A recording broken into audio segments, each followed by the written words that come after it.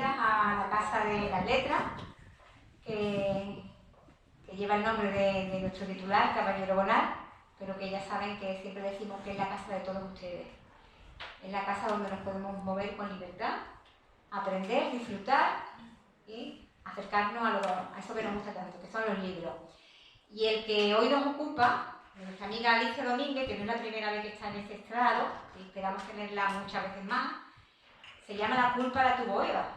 Y cuando ella me dijo, me gustaría presentar el libro, y vi el título, y leí esta simpática introducción que hay detrás, y unas palabras de María Alcantarilla, que es una poeta, fotógrafa, gestora, investigadora, a la que nosotros le tenemos muchísimo afecto y a la que admiramos profundamente. Entonces yo dije, este libro hay que presentarlo aquí. Pero es que si ustedes abren el libro y empiezan a ojear por encima y ven las preciosas ilustraciones de Calisoto y ven las citas, simplemente empezar a leer el principio del prólogo, las citas, los títulos, es un libro que llama muchísimo la atención y que yo creo que nos va a enganchar desde la primera página hasta la última y nos va a llenar de enseñanza y de placer, que también es lo que la literatura tiene que dar, no solamente enseñarnos, sino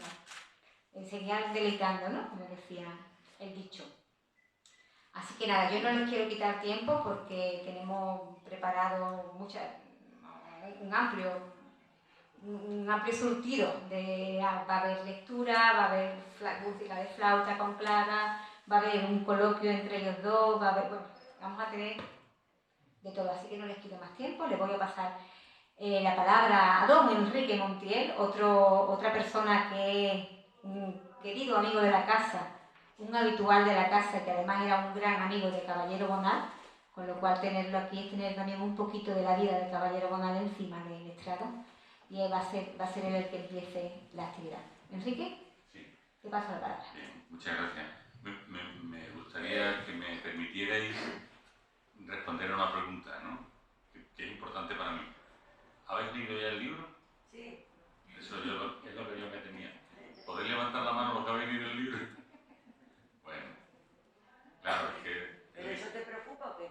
No, por el discurso.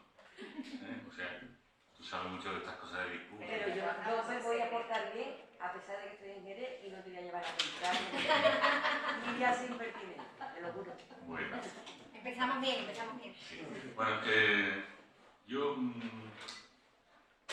no traigo nada escrito, lo cual es bastante peor, porque tengo la cabeza llena de cosas que quiero decir y no quiero que se me vaya nada de lo importante.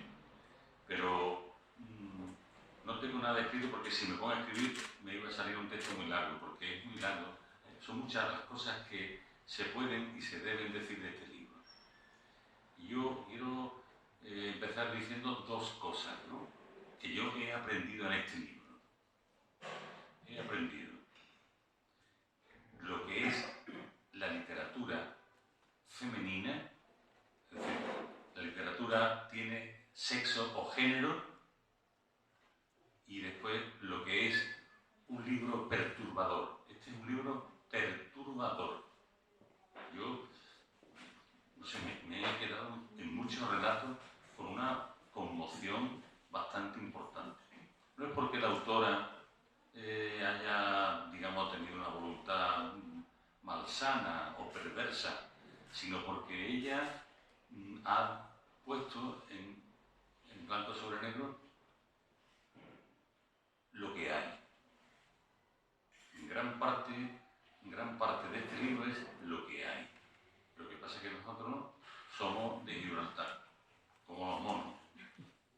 Los ojos cerrados, los oídos y la boca. Y ella lo tiene todo abierto. Los ojos, los oídos, todo, la boca, todo. Y entonces ella ha empezado a poner, a contar en un lapso. Realmente ella, el título no es que a mí me guste mucho, demasiado, pero tiene bastante que ver, porque ella lo que hace es dar una interpretación a un hecho histórico milenario, y es que Eva tuvo la culpa. La culpa la tuvo Eva, dice ella, ¿no? Ella probó avisada de que eso no podía. Pero ella le da una traducción a este hecho de la cultura, realmente, ¿no? Y es que, gracias a eso, se creó la libertad. Si tú no tienes responsabilidad, no tienes libertad. En el paraíso eran como dos hongos, una aburrición enorme, ¿no? Sin embargo, cuando ella incumple el precepto, la orden divina, y le da a su compañero la manzana, en ese momento se produce la expulsión del paraíso. Pero esa expulsión trajo consigo la creación de la libertad. Es la idea que ella maneja en este libro. Y después hay otra cosa también evidente. Este es un libro, como decía al principio, es la literatura femenina. La literatura femenina, ella pone de manifiesto que no es esta cursilería de las novelas inglesas del 19, ¿no? O que está en Downton Abbey, esa serie tan famosa y tan bien hecha, ¿no?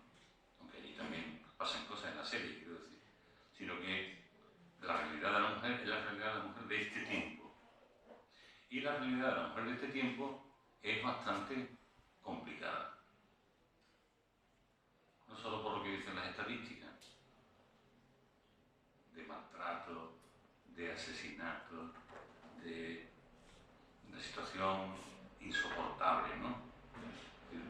No sé cómo podemos vivir tranquilamente sabiendo que en Afganistán o en el mundo árabe las mujeres viven como están viviendo.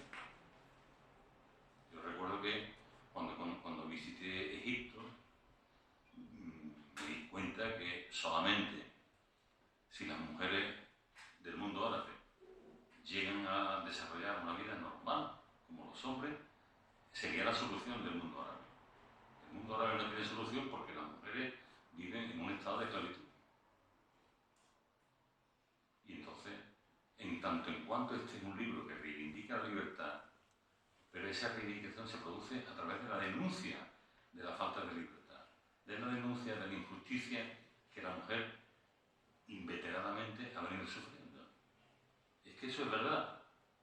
Y ella lo desarrolla, Alicia, lo desarrolla con una gran economía narrativa. Es decir, no pierde el tiempo. Ella va directo y son relatos cortos donde de vez en cuando ella se permite un fulgor. Se lo permite. Claro, si tú te permites un fulgor, tú podrías haber hecho un relato completamente fulgurante. No, ella no. Ha dicho, no, yo me interesa más ir a la raíz. Te comentaba de uno de los relatos. Claro, esto, la tentación también que uno tiene es contarlo, ¿no? Me voy a aguantar las ganas de contarlo, ¿no? Pero son relatos muchos para contarlo, ¿no?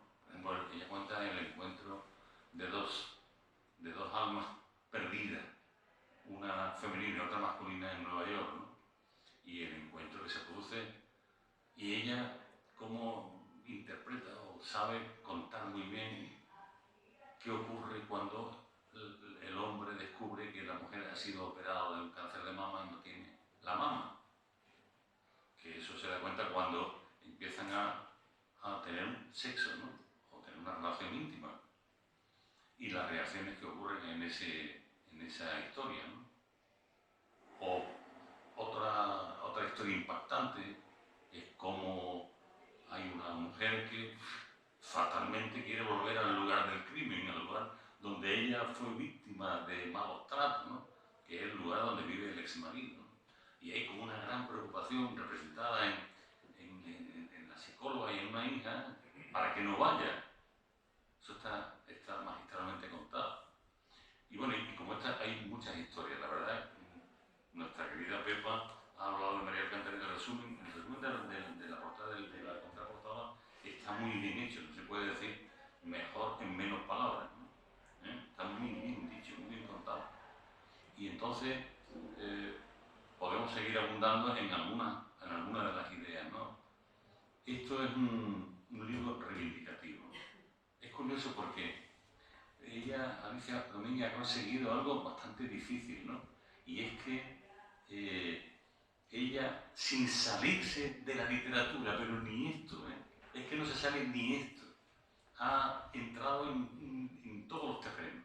Con lo cual, ha venido a demostrar de un modo palmario que la literatura también es un método de conocimiento.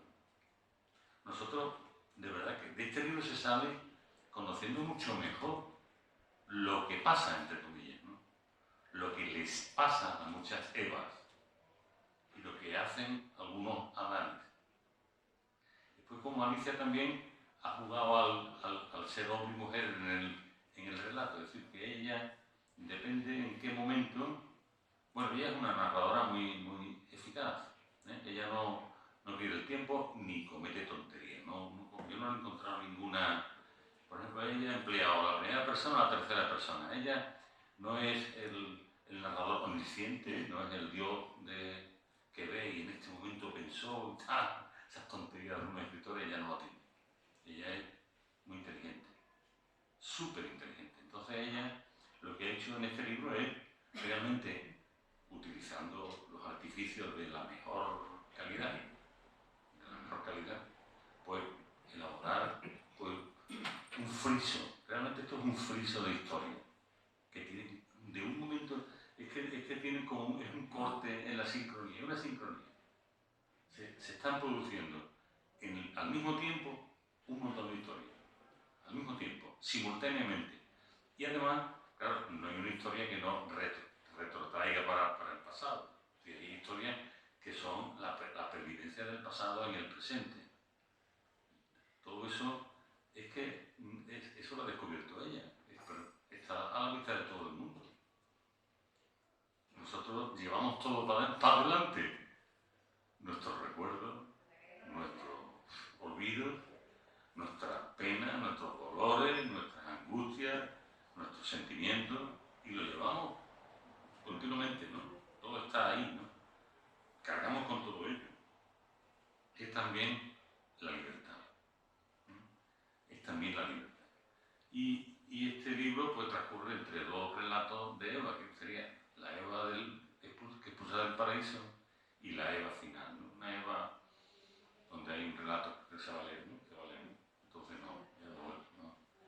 ya no me spoilers.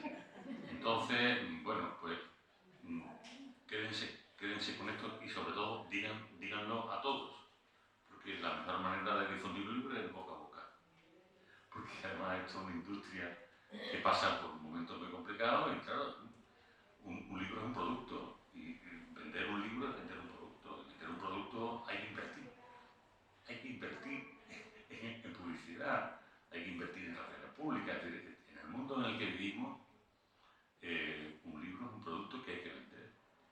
Entonces, como nosotros no tenemos eso que hace falta, una inversión cultural que demasiado, muchos de los editores nos necesitan los libros y rezan a ver si pueden recuperar la inversión, ¿no? Pues díganselo a todo el mundo. Hay una muchacha en Cádiz que se llama Alicia Domínguez, que es de Madrid, que además es muy lista. Como decía mi abuela. Es muy lista y además una persona es doctora en historia, que es algo que ella sabe mucho de lo que sabe mucho y ha escrito un libro que es verdadera literatura. Y que un tipo ya mayor, con muchas canas, lo ha dicho aquí, se ha comprometido con su palabra. Entonces, a mí me ha gustado mucho el libro, dice.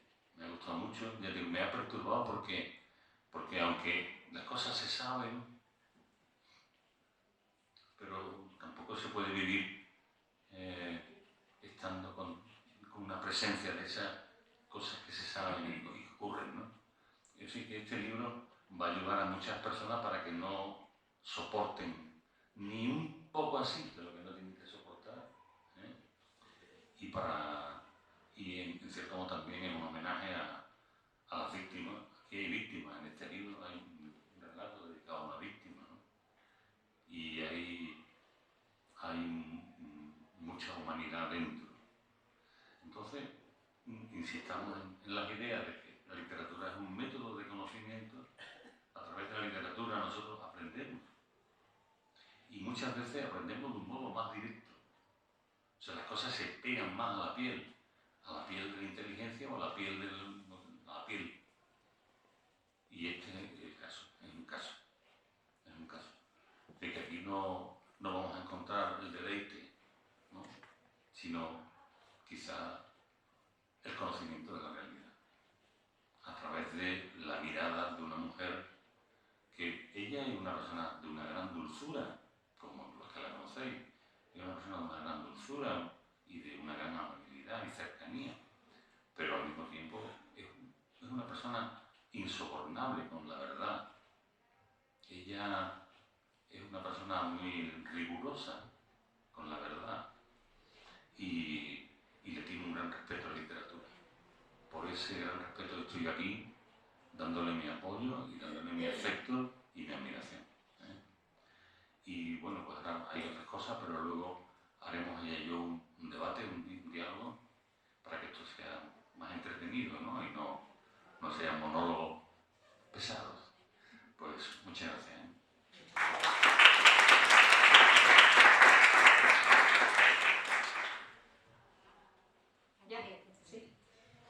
Bueno, buenas tardes, muchísimas gracias a todas y todos los que estáis aquí.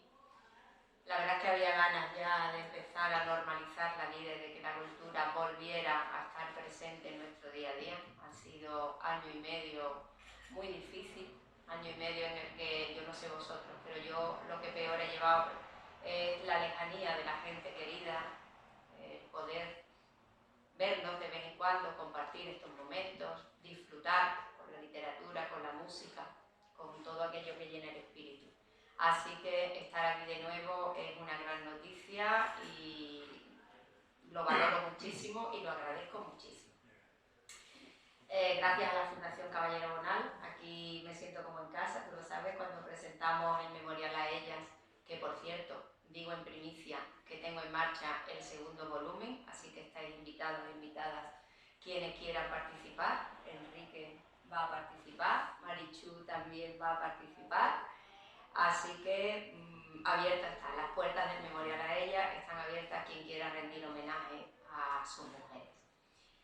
Gracias, Pepa. Y gracias, Enrique, por supuesto, por tus palabras, a Manolo, que va a interpretar, va a leer un par de relatos, y a Clara, que nos va a acompañar con la música. Enrique dice que esto es un libro perturbador. Yo me lo dijo hace tiempo cuando lo leyó, y yo dije, perturbador, tampoco es eso, ¿no? No sé, yo tengo la idea de una perturbación, es algo que te conmociona, ¿no? Y bueno, son cosas que efectivamente suceden en el día a día, que estamos acostumbradas a verlas, ¿no? A vivirlas, a verlas en el telediario. Pero es cierto que cuando te vas al término, ¿no? Perturbador, es algo que altera el orden, ¿no? Que altera el orden establecido. Y viendo los relatos, me fui al índice y digo, bueno, voy a ver qué de perturbación hay en estos relatos. A ver si yo he escrito algo que no me he dado cuenta que efectivamente es así. Y la verdad es que va a tener razón. Porque cuando escribo un relato como La culpa la tuvo Eva, que son 4 relatos enlazados en los que 4 personas en el mismo momento, en distintos países, están tomando una decisión crucial para su vida, ¿no? Ser o no ser madre, en el caso de una víctima del accidente de Chernobyl, denunciar a una empresa que está falseando las cuentas y que va a llevar a la quiebra a mucha gente por parte de una auditora de éxito en Nueva York, decidir sobre tu vida y lo que quieres hacer de ella en cuanto a tu identidad sexual, en el caso de Ana, la protagonista, que se plantea, pues, cuántos años perdidos lleva, ¿no?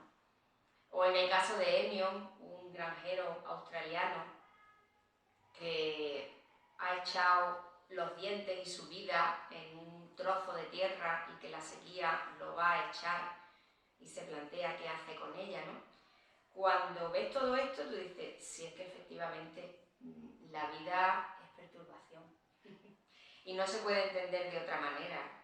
No se puede entender de otra manera como se entiende, por ejemplo, en el relato Putatú, en el que bueno, pues se plantea cómo el peso del patriarcado, del machismo rancio, nos llega hasta a invadir hasta la médula de los huesos, ¿no? Y cómo somos capaces de dar por sentada cosas que apagan nuestra vida, ¿no? Pero no somos capaces de salir de ahí. O cuando una enana que está destinada a ser una mujer bala fantástica, de pronto decide que no quiere serlo y que prefiere morir antes que ser lo que su marido quería que fuera. O cuando se habla de homosexualidad, queriendo significar que tenemos derecho a elegir nuestra vida, que tenemos derecho a amar a quien queramos, ¿no? O cuando hablamos de la guerra civil, de las víctimas de la guerra civil, de cómo arrastran ese dolor no dicho, no manifestado, no llorado, y cómo eso puede llegar a guiar las relaciones entre madre e hija, en el caso de uno de los relatos de redención. Cuando hablamos de los inmigrantes que están en los CIES, ¿no? Sometidos a esa presión de ver si los expulsan, si cuando salgan de allí van a tener algún medio de vida, ¿no? De cómo son capaces de atravesar el estrecho exponiendo la vida y a lo que suceda, porque están mucho peor en donde están. Todo eso perturba sin duda ninguna, ¿no? Mi intención al escribir este libro no era perturbar, ciertamente. Dice Saramago que él no escribía para complacer, que escribía para desasosegar. Sí es cierto que cuando tú tratas temas candentes, temas que son difíciles de tragar, de esos que se hacen bola en el estómago, eso perturba y eso es verdad que desasosiega. Pero yo no entiendo la literatura de otra manera. Yo la literatura del entretenimiento la respeto, me parece que tiene que haber de todo y de hecho alguna que otra vez me he leído un libro, el último que me he leído no lo voy a decir por si lo habéis leído, es que cuando tú lo cierras tú dices, me ha entretenido, pero no me ha llegado, no me ha dado una cosa en el estómago como para plantearme en qué mundo estoy, cómo me gustaría que fuera, de dónde venimos, hacia dónde queremos ir, ¿no? Ese tipo de literatura es otro. Y yo intento hacer ese tipo de literatura. Una literatura, si no que perturbe, sí por lo menos que te haga pensar. Que sea capaz de llegarte, que te cocee en el estómago. Que cuando lo cierres, por lo menos tengas una visión distinta, no ni mucho menos la verdadera, distinta, de una realidad. Y eso me parece muy necesario. Porque es verdad lo que dice Enrique, estamos acostumbrados a ver noticias en la televisión que acaban pues cayendo casi en saco roto, porque son tantas tragedias, tantas penurias, tanto drama que llega un momento que desconectamos.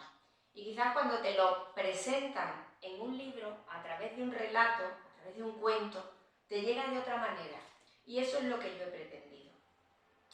Enrique ha hecho referencia a uno de los relatos que más me gusta, quizás porque está inspirado en una amiga, ese que ha dicho de Eterna como Nueva York, y que me gustaría que ahora Manolo leyera un trocito, porque para mí sí que es uno de los más perturbadores, siendo uno de los más hermosos, a mi entender, porque bueno, trata el tema del amor en una situación desesperada, como es la de alguien que está, bueno, que tiene fecha de caducidad, porque está enferma de cáncer.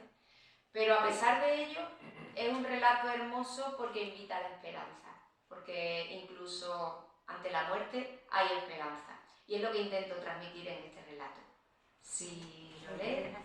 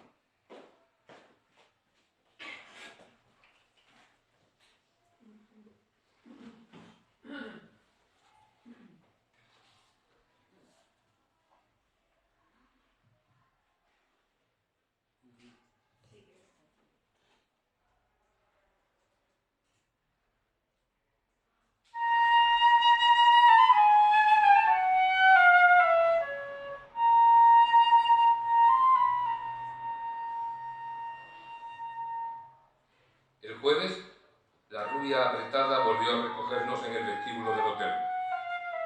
Montados en el autobús, con las manos enlazadas, la nostalgia comenzó a dolerme de un modo insoportable. Nos separamos en Madrid. Yo cogía un vuelo para asistir a una convención en Bilbao y ella volvía a Cádiz. Hicimos el amor por última vez en el servicio de caballeros. Fue un acto salvaje, desesperado, un arrebato de dos supervivientes de una catástrofe nuclear en el instante en el que reconocen que se han quedado solos en la tierra. ¿Nos volveremos a ver?, le pregunté. Se encogió de hombros. Soltó su enorme maleta, mucho más liviana que cuando llegó. En uno de sus arranques de locura había dejado en la habitación la mitad de la ropa que llevaba y me abrazó. No lo sé. Ya sabes que no hago planes. No le voy a dar al bicho el gusto de truncármelo. Pero tú sí deberías. Ya sabes a lo que me refiero. Me guiñó. No seas boludo y llámala.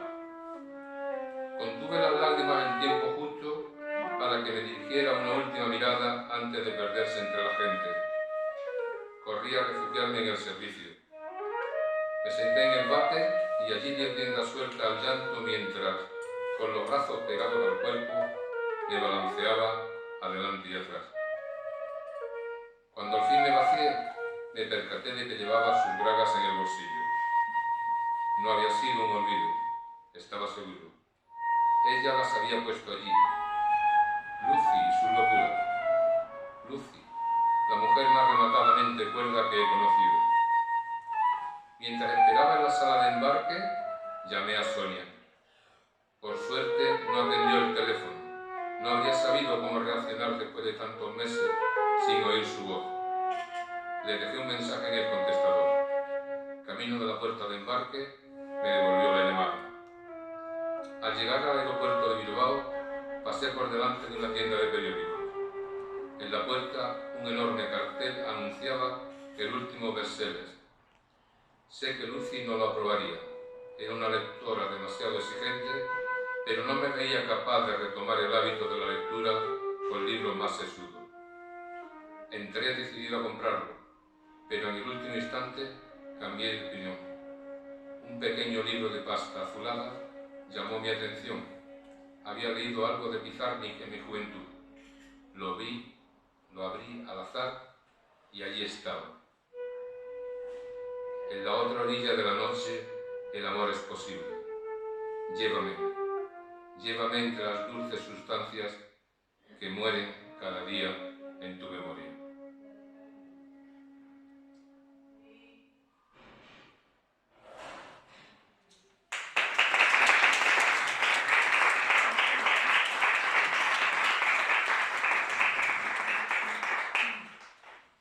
La muerte es perturbadora, sin lugar a dudas.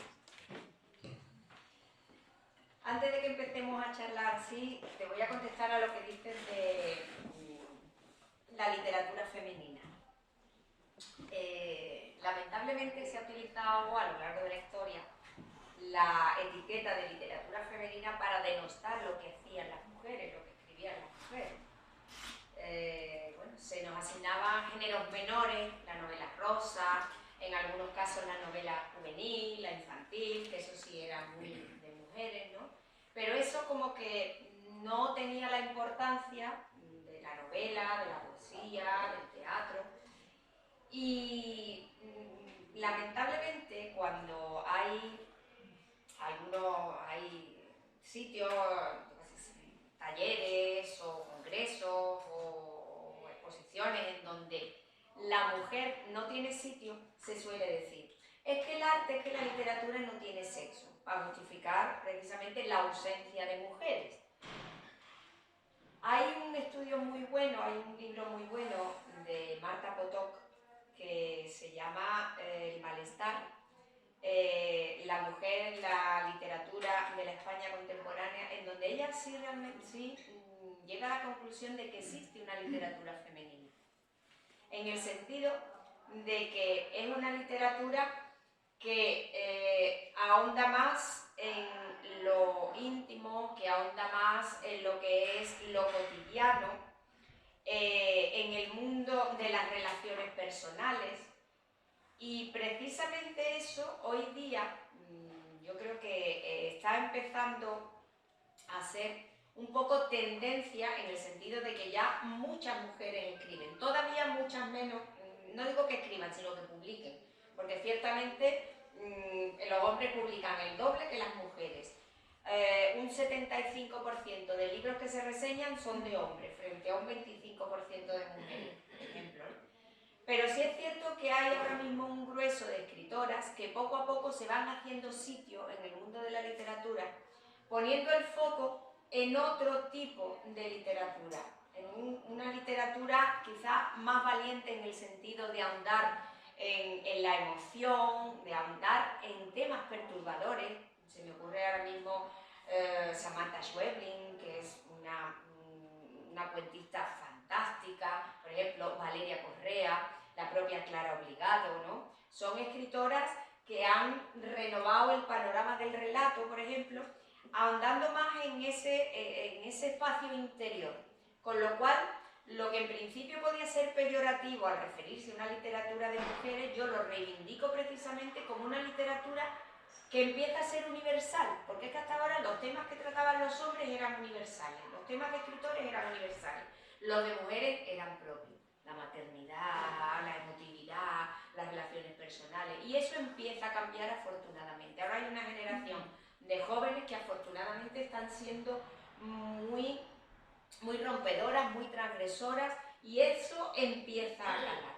Así que en ese sentido, la literatura femenina, yo creo que ya eso tiene que quitársele esa etiqueta, ¿no? y orientarla hacia esto que Marta Potó comenta y que tú has dicho, ¿no? En cuanto a la literatura femenina. Ya está bien de denostar la literatura femenina, cuando realmente sí es cierto. Yo creo que las mujeres tratamos determinados temas con mucha más verdad, con mucha más valentía, con mucha más profundidad que un escritor, porque hasta ahora como que los temas que están de la casa para afuera, del corazón para afuera, del estómago para afuera, era lo que valía, mientras que lo que hay dentro no valía tanto. Entonces, en ese sentido, bueno, pues te digo que hay una filóloga que te da la razón, que existe una literatura femenina potente y que está empezando afortunadamente a romper cánones, y eso está bien. Esta mañana estábamos discutiendo para un eslogan incluir una palabra, y una de ellas que me decían compañeros y compañeras era fuerza, y yo le decía, estoy harta de la palabra fuerza. Vamos a empezar a hablar de otras cosas, cercanía, utilidad, algo mucho más potente, que es tanta fuerza, ¿no? Y esa idea de que la mujer tiene mucho que aportar a la literatura desde otro punto de vista, yo creo que tenemos que seguir prospectando en ella, tenemos que seguir profundizando y afianzándola en la literatura. No sé, si tú tienes algo que decir. Sí, bueno, a mí lo de, no sé, a mi mirada es, querida Marichu, lo que le parecerá a mí, no me gusta esa literatura de mujeres, no me gusta. No. La literatura femenina es que tú le atribuyes a la mujer, ella le ha puesto una serie de cosas, yo le pondría incluso más. Entonces se crea un arquetipo, un patrón, ¿no? Las mujeres pueden escribir cosas horribles.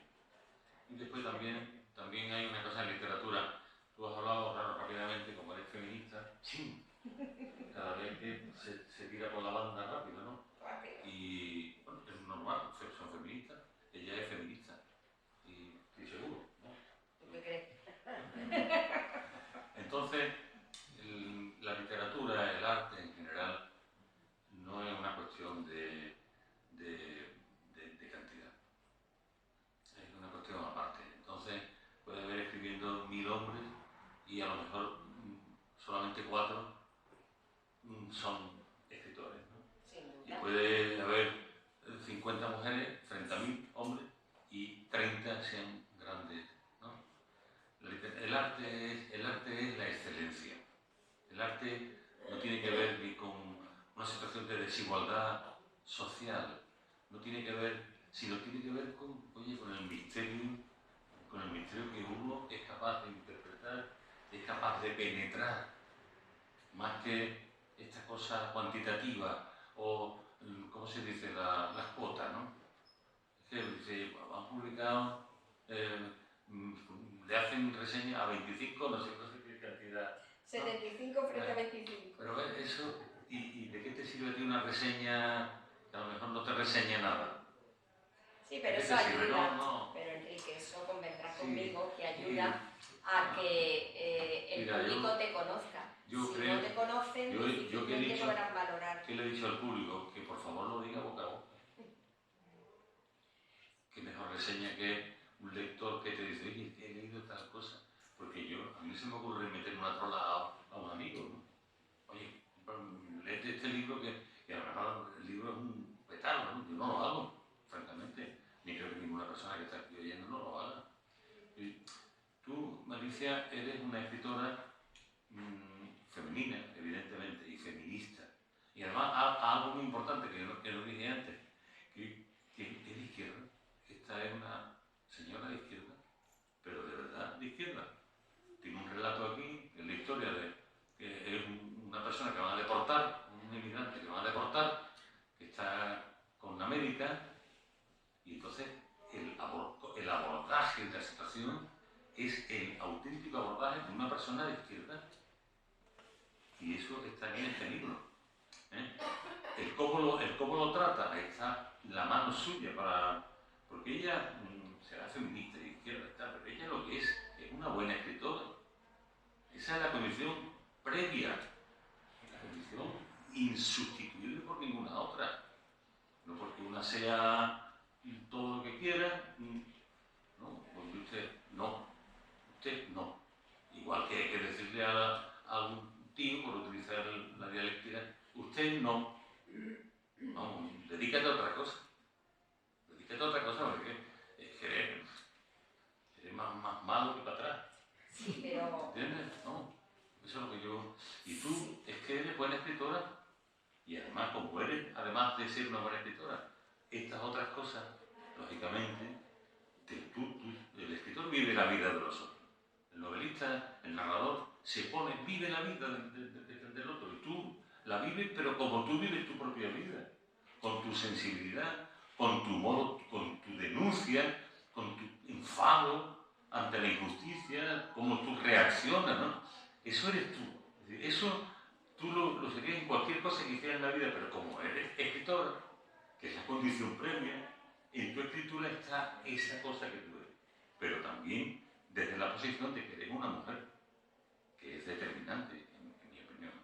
Sí, estamos de acuerdo. Lo que ocurre es que con respecto a que haya muchos escritores frente a escritoras, sí es cierto que el boca a boca es muy importante, pero vemos cómo promocionan a hombres y últimamente mujeres, que de verdad que cuando tú lees la novela tú dices, Dios de mi vida, pero cómo puede haber ganado un premio Planeta. Bueno, el premio Planeta ya está desacreditado de todas, ¿no?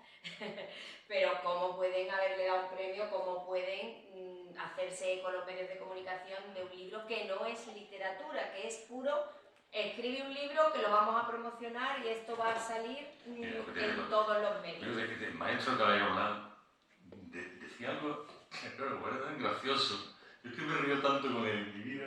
Decía, yo estoy incapacitado para escribir mal.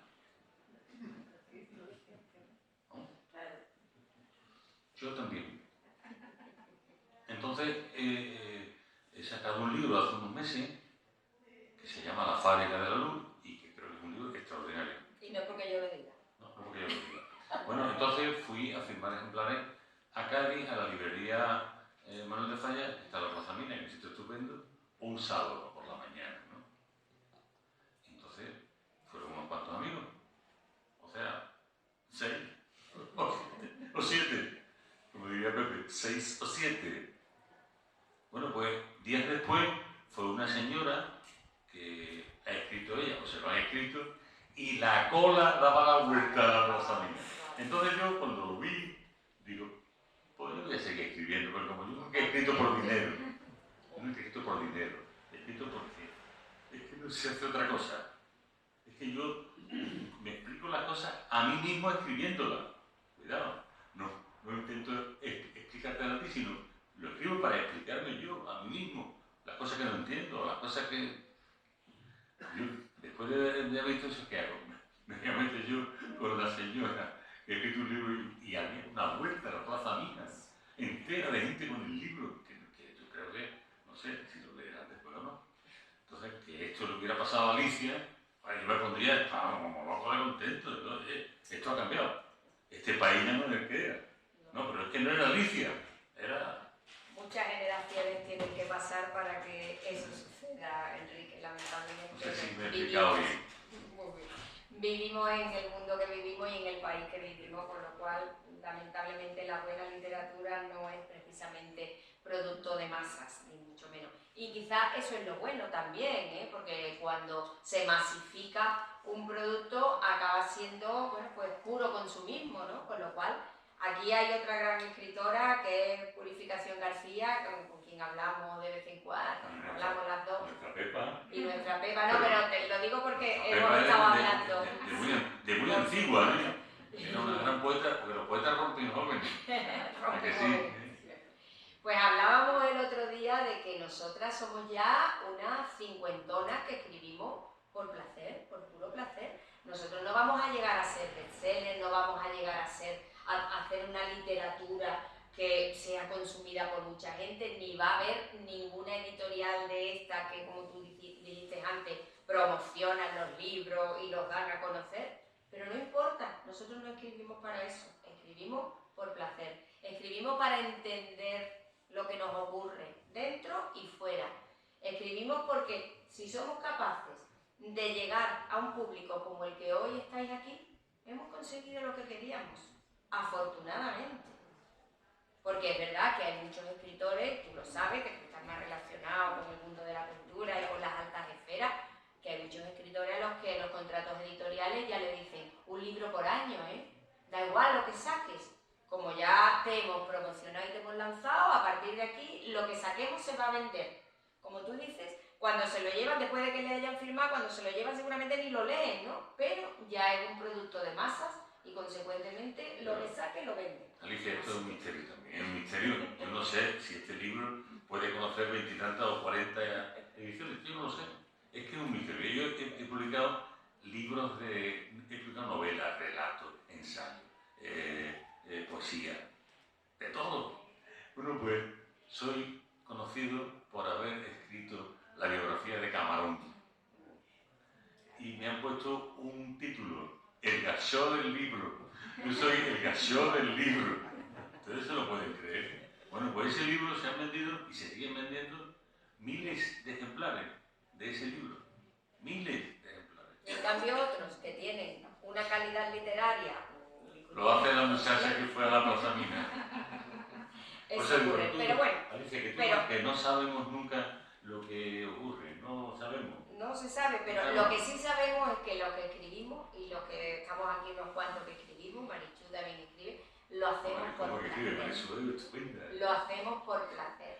Y eso se refleja luego en los relatos que salen de la mano de los que escribimos, porque cuando tú te comprometes, cuando tú eres capaz de ponerle corazón a lo que escribes, ¿no?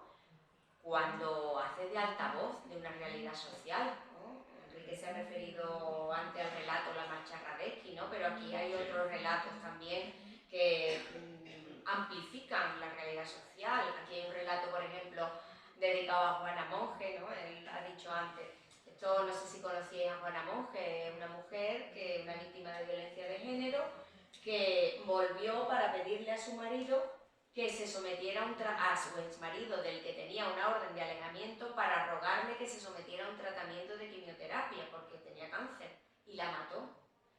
Yo he intentado reformular esa historia para que no fuera tan árida, tan difícil de digerir, ¿no? si pudiéramos cambiar la realidad, se llama el relato. Aquí hay relatos también dedicados, como dije antes, a las víctimas de la guerra civil, ¿no? Cómo el silencio es capaz de agriar las relaciones entre una madre y una hija, ¿no? Como ese silencio mantenido durante tanto tiempo es capaz de separar a una madre y una hija. Entonces, todas esas cosas, todas esas realidades que vivimos y que estamos acostumbrados muchas veces a verlas pasar de largo, yo intento cazarlas, ¿no? Yo antes le decía a Enrique, yo voy escuchando por todos lados. Claro. Yo me muevo mucho en tren, porque no conduzco. Yo el único carnet que tengo es el de identidad, el de conducir no lo tengo. Y entonces me muevo mucho en tren. Entonces, en tren, y hoy en día que tenemos los móviles y hablamos con ellos como si estuviéramos en el salón de casa, es increíble la de cosas que me entera. Increíble. Yo lo apunto todo, siempre llevo una libretita, lo apunto todo porque es que eso te da para escribir, vamos, un relato cada día. Porque la gente hoy en día, no sé ustedes, pero la gente no tiene pudor en contar lo que sea en un medio de transporte. Con lo cual, digo, hemos pasado de un momento en el que niña no hable, niña no diga, no, ahora contarlo todo. Y eso, bueno, es fuente de creatividad increíble, vamos. En ese sentido, yo digo, bueno, me alegro que hayan venido los móviles porque me da pie a tener historias sin tener que inventarlas. Con lo cual, bueno, bienvenido sea también ese mundo de los móviles. Hay otra cuestión que me gustaría contaros y va en relación al título. Enrique dice que no le gusta. Yo creo que es el único que me ha dicho que no le gusta, porque todo el mundo dice que le gusta. Pero comprendo que para gustos hay colores, ¿eh? Con que me digas que te ha gustado el libro, ya con eso me vale. Pero yo, la idea de que la culpa la tuvo Eva, la quise trabajar en el sentido de dar valor a la mujer que ha sido desde siempre la culpable de todos los males de la humanidad. Desde el primer pecado, ese pecado original que nos expulsó del paraíso, y a partir de ahí pues venimos arrastrando toda una serie de culpabilidades. Culpabilidades, muchas de ellas que están fuertemente arraigadas. Entonces, La culpa la tuvo Eva, me pareció un título sugestivo en línea de que la gente se diera cuenta de otra realidad. Cuando leyera estos relatos, cayera en otra realidad. Y tenía un subtítulo que es Elogio del libre albedrío, porque me parecía interesante que no se tomara por el lado que ahora voy a contarlo, Puri. Si me permites. La madre de Puri ve este libro, una mujer de 80 años, bueno, pues, ve este libro y dice, la culpa la tuvo Eva. Efectivamente, así es, la culpa fue de Eva. Ella fue la culpable de que Adán comiera la manzana y así nos vemos. Para que veáis cómo ha quedado grabado a fuego esa idea, ¿no?, de que hemos sido las culpables de todos los males de la humanidad. Entonces, el elogio del libre albedrío me parecía un subtítulo necesario para que fuéramos conscientes de que pues esto tiene su doble sentido, que no es que le echemos la culpa de nuestros males, sino al contrario. Yo la responsabilizo precisamente de esa capacidad de elegir que nos dio el supuesto pecado original, que si bien es verdad, nos arrojó de ese paraíso en el que, como tú dices, éramos dos hongos, ¿no? Eran dos hongos, ¿no? Adán y Eva, sí que nos enfrentó a tener que tomar decisiones con lo que se supone de bueno y de malo para nuestra vida, con lo que se supone de equivocarnos, acertar a veces, con el dolor que eso supone. De hecho, los protagonistas de estos 21 relatos se enfrentan en muchas ocasiones al dolor de una decisión, o la están tomando o la han tomado ya y están enfrentando sus consecuencias. La vida es decidir, siempre, estamos decidiendo continuamente. Incluso cuando no decidimos, estamos decidiendo. Con lo cual, yo intentaba, por lo menos no sé si lo he conseguido, pero hacer ver que incluso de las malas decisiones salen buenos resultados, y tal vez de las buenas decisiones no siempre se derivan buenos resultados. Y ese es el libre albedrío, esa es la capacidad que tenemos para poder elegir nuestra vida. También entre comillas, porque el tema del libre albedrío está muy discutido en la literatura y en la psiquiatría. Entonces, eso entre comillas también. Pero esto no es un libro de autoayuda, ¿eh? No, en absoluto. En absoluto. Entonces, esa capacidad de elegir también pone en nosotros, en nuestras manos, una gran responsabilidad. La responsabilidad de tomar decisiones, como las toman los protagonistas de estos relatos. Muy bien, pues... Si ¿Cómo vamos de tiempo? No, si alguna persona quiere preguntar algo, ¿no? Si tiene alguna curiosidad. Te voy a decir una cosa, pero que tampoco está probado. Realmente el fruto, yo soy creyente, ¿no? Soy evangélica. Entonces, el fruto no fue una manzana, fue un fruto. Lo que pasa es que por las traducciones del hebreo y tal, pues se adjudicó la manzana. Y claro, los grandes pintores pues tienen la manzana. Nos ha llegado esa fuente, ¿no? Pero realmente fue un fruto. No especifica. De hecho, es el fruto del paraíso, lo que se dice realmente en el texto bíblico. Pero la idea, sea fruto, sea manzana, Sí, claro. o sea la que sea, la idea Sí, es sí. invariable. Ella induce, desobedeciendo el mandato divino, Ajá. induce a su marido o a su pareja, la induce a pecar. Y con ella, como son dos en el mundo y los dos han pecado, pues ya Dios se enfada y los manda fuera. O sea, hombre, dicho así con cierta ánimo, Sí. pero vamos, lo cierto es eso. Yo lo tomo positivamente. Yo tomo como que la mujer es la que decide. Sí, sí, sin duda, por eso, de hecho, en este relato que va a leer ahora Manolo, se ve ese con ya todas la que las decide. consecuencias, porque son pecados. Porque siempre hay un perdón, dice, la más pecado, mayor pecado, mayor perdón. Pero se decide.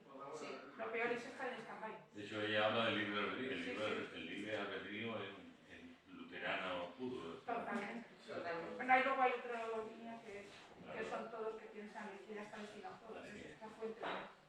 Sí, pero es cierto que siempre se identifica con la manzana. De hecho, cuando Cari Soto, que es la que ha ilustrado magníficamente este libro, los que lo habéis leído lo conoceréis, tiene unas ilustraciones estupendas. Y ella, claro, lo primero que vio es la manzana, que es la idea, ¿no? La imagen que ha trascendido desde siempre del pecado original. Es algo como más jugoso, ¿no? Como más...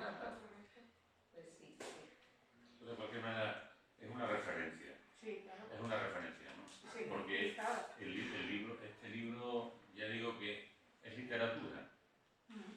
Es que insisto en que es literatura. Y no es otra cosa. O sea, no es un libro de autoayuda, no es un libro de denuncia, no es un libro de tal, no. Es un libro que cuenta. Y la contadora, la persona que cuenta, es una escritora. Y por eso, quizá es por lo que se tiene en pie. Porque, claro, muchas de estas cosas están en los periódicos todos los días. Pero el periódico es flor de un día. Esto no. Esto está hecho para permanecer, para durar, ¿no? La literatura es eso, es lo que está hecho para durar. Los materiales con los que se construye la memoria y el recuerdo de las cosas. Eso es lo que ha hecho esta señora. A mí, antes de que Manolo lea y Clara lo acompañe, hay el tema de la palabra, la memoria, cómo a las mujeres nos han negado la palabra desde siempre y el valor que tiene que la estemos recuperando. No digo que la hayamos recuperado porque todavía queda mucho camino por andar, pero que la estemos recuperando. Hay un libro, Historia del Rey Transparente, de Rosa Montero, que habla de Leola, una mujer que se viste de hombre para enfrentarse a una sociedad medieval y dice algo así como: soy mujer y escribo, soy plebeya y sé leer, nací sierva y soy libre, la palabra es mi mayor don, el logro que más valoro y que más y que más quiero conservar. Entonces, el hecho de que las mujeres estemos recuperando la palabra, cuando Telémaco le negó la palabra a Penélope, cuando Ulises se va y le dice, mujer, tú no tienes que hablar, la palabra de la mujer no tiene que ser dicha, ¿no? Eso, que nos ha acompañado durante tantos siglos, afortunadamente empieza a cambiar. Y eso es una grandísima noticia, porque realmente las mujeres tenemos mucho que decir. Y tenemos mucho que reinterpretar de esta realidad, a veces tan descarnada, tan difícil, como tú has dicho. Si las mujeres pintaran más en el mundo musulmán, por ejemplo, a otro gallo les cantaría, evidentemente. Yo estoy convencido. Entonces, bueno, pues poco a poco estamos saliendo, pero ningún derecho es para siempre. Y consecuentemente hay que seguir peleándolo, ejerciéndolo, hablando, porque la palabra crea y crea realidades. Y consecuentemente tenemos que preservar esa palabra, bueno, pues como un verdadero milagro. Así que tiene usted la palabra, don Manuel.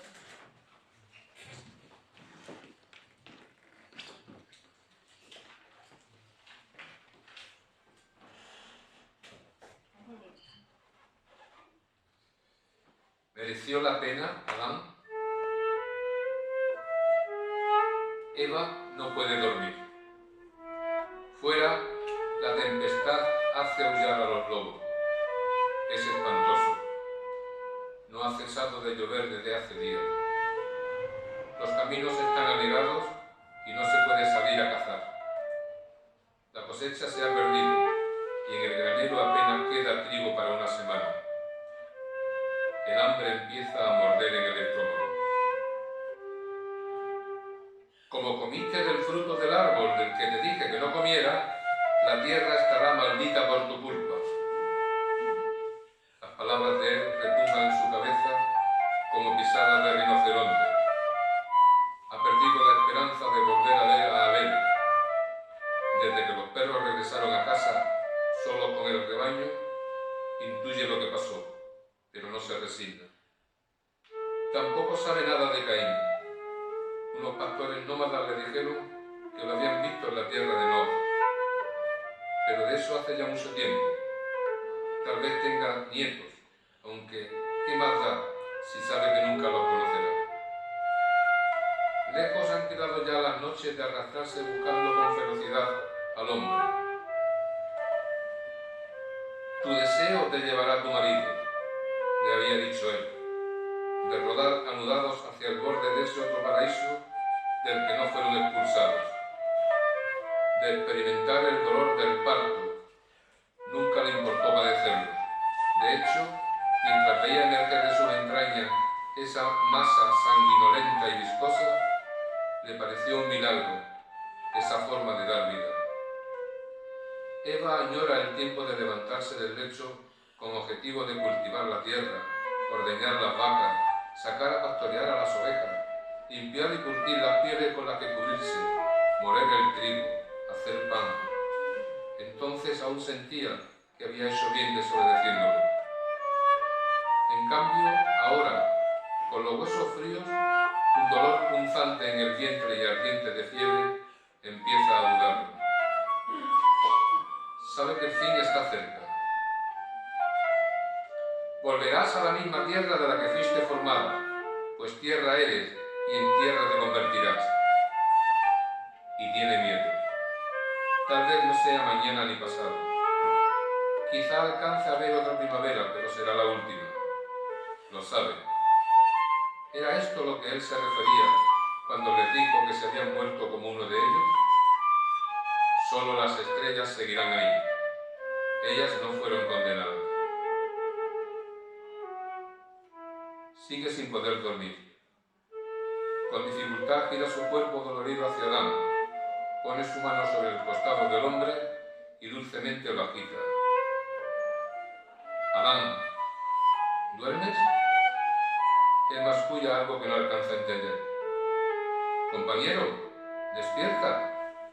El hombre se vuelve y la mira.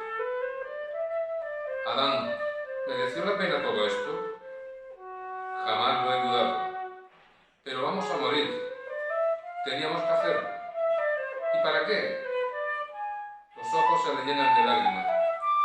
se le ataca la garganta, pero al fin lo dice. Abel, muerto. Caín, huido. Nosotros, viejos.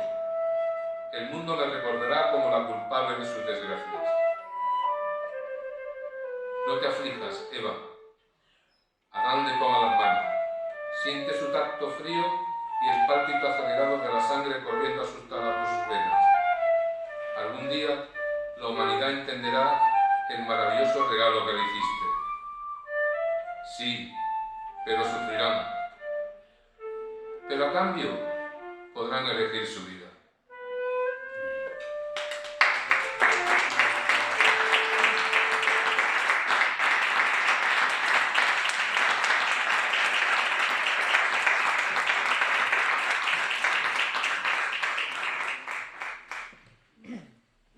Bueno, pues si no tiene nada más que añadir, señor Enrique Montes. Muy contento de venir aquí, que me acuerdo mucho de Pepe, mi amigo, de toda la vida, y estoy muy feliz de estar contigo. Eres una gran escritora y una gran persona. Así que lo diré todo. Muchísimas gracias.